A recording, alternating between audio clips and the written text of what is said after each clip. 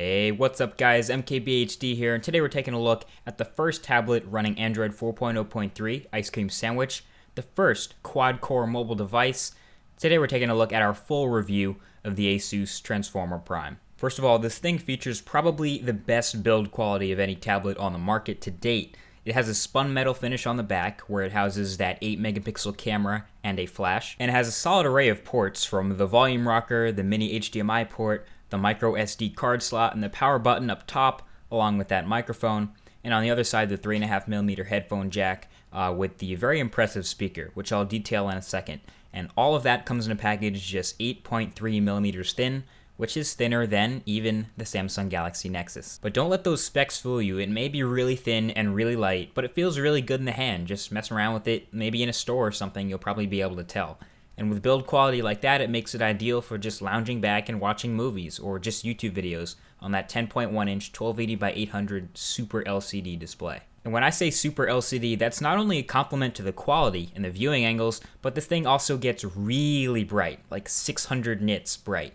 Like most computer monitors only go up to 300 or 350 nits, so you can read this thing in sunlight, unlike some other tablets out there. But yeah, this has an excellent display. So of course what we love about the Transformer Prime is the Tegra 3 chip that powers this thing along with liquid smoothness and fluidity, as you can see. It's a quad-core chip, but it has a 5th core running at a slightly lighter clock speed of 500 MHz to take care of stuff like in the background, like swiping between home screens and just running background tasks and little stuff like this. And this actually saves battery life a lot, like a great battery life, because it offsets all the stuff that would normally be on the 1.3 GHz quad-core chip for the more demanding stuff. So Android 4.0 is just like, I mean, I can't even describe how good it is. It's like if Google hired me to find something wrong with Ice Cream Sandwich, I'd be fired. It's amazing. It's beautiful. Everything right from the design, right down to the font, the Roboto font, is absolutely well executed. So props to Google for Android 4.0, doing a really good job with this one. Now, just as a side note, if you are running an Android 4.0 device, go ahead and go to your settings, go down to developer settings and click OK and enable force GPU rendering. This is what's giving me the liquid smooth performance with the apps that aren't ICS enabled yet. So stuff like Twika, you can go through really smooth scrolling, stuff like Spotify. All apps for phones work amazingly well, and if you enable this on your 4.0 smartphone, you're also going to get really smooth performance in a lot of apps. Now, something I've been asked a lot about was the browser performance on the Transformer Prime, and it's been a mixed bag. Sometimes it looks at the website you're visiting and says, meh, you know, this is a light website, and I don't have to put a lot of horsepower into it. So it doesn't, and you might find yourself on the single core for light stuff.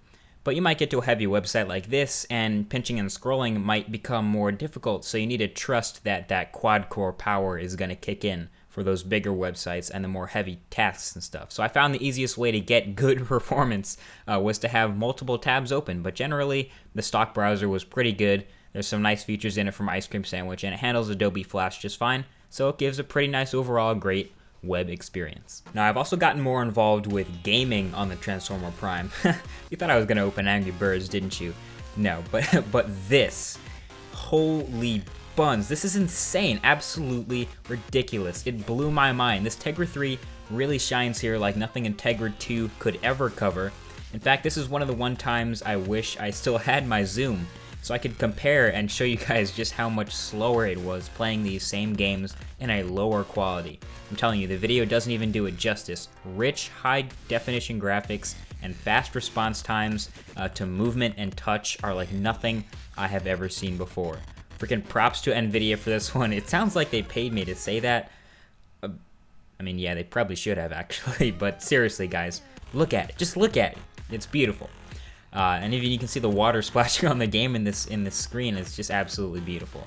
So you can definitely expect to get awesome gaming performance and a great experience from gaming on the Transformer Prime. Hands down, the best Android gaming tablet, I promise. In fact, let's wait a sec. Let's go over this bump in the water here.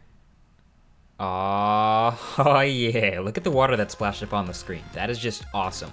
Riptide GP, by the way, is the name of the game if you want to check it out. So now you know the Transformer Prime's got it all covered. It has an office suite for businessmen, and it's got a ton of great games in the Android market for leisure, the ever-growing Android market.